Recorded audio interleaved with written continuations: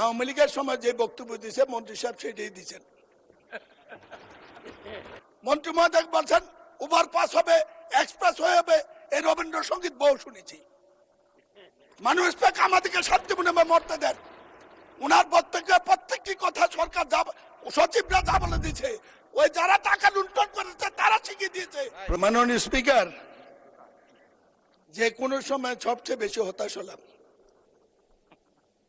আওয়ামী লীগের সময় যে বক্তব্য দিয়েছে মন্ত্রী সাহেব সেটাই দিচ্ছেন।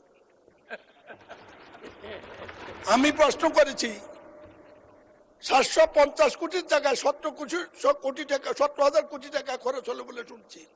আন্ডারপাস কোথায় গেল, ওভারপাস কোথায় গেল, এবং অনুমোদিত ওভারপাসটি কেন হলো না? আরেকটি রাস্তা হলো এখানে ব্যারিকেড দিয়ে রাস্তা বন্ধ করে দিল কুত্তামার্কা নির্বাচনের সময় 14 সালে। 14 সাল থেকে এত লোক মারা গেল, একজন লোকও ক্ষতিপূরণ কেন কেন?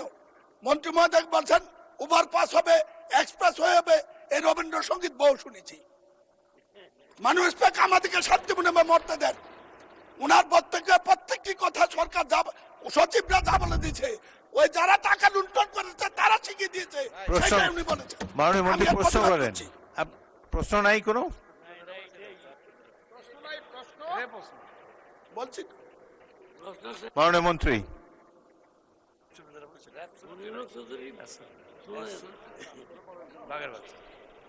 প্রকল্পটি এর আগের থেকেই বাস্তবায়ন চলমান আছে। আমরা সেখানে কেবলমাত্র নকশা সম্প্রসারণ করে বাজেট অ্যাডজাস্ট করে আমরা কাজ করতে পারছি। আর এখন যে প্রকল্পটি নেওয়া হচ্ছে 10 লেন করবার ক্ষেত্রে ঢাকা চট্টগ্রাম মহাসড়ক, সেখানে কিন্তু ওই অঞ্চলের দুর্ঘটনা, ওই অঞ্চলে যানবাহন চলাচলের ক্ষেত্রে যে শৃঙ্খলা, যে ইন্টারসেকশনগুলি আছে, সেটা যাতে প্রচুর যানবাহনকে ম্যানেজ করতে সক্ষম হয়, যেহেতু পদুয়া বাজারের বেশ কিছু আপনার যুক্ত আছে ইন্টারসেকশন, সেটাকে পরিকল্পনা করে আগামী দিনে যে প্রকল্পটা যাচ্ছে সেখানে আছে। অর্থাৎ পূর্ববর্তী সরকারের আমলে যে প্রকল্পটা হয়েছিল সেই প্রকল্প যতটুকু সংশোধন করা দরকার ততটুকু আমরা করতে পারছি, এর বেশি ওই প্রকল্পে করা সম্ভব হচ্ছে না। সরকার নতুন এসেছে, নিশ্চয়ই মাননীয় সংসদ সদস্য তিনি আমাকে এই বিষয়ে জ্ঞাত করেছেন। আমি সেখানে সচিব এবং আমাদের সড়ক ও জনপথ অধিদপ্তরের দায়িত্বশীল কর্মকর্তাদের তাৎক্ষণিকভাবে পাঠিয়েছি।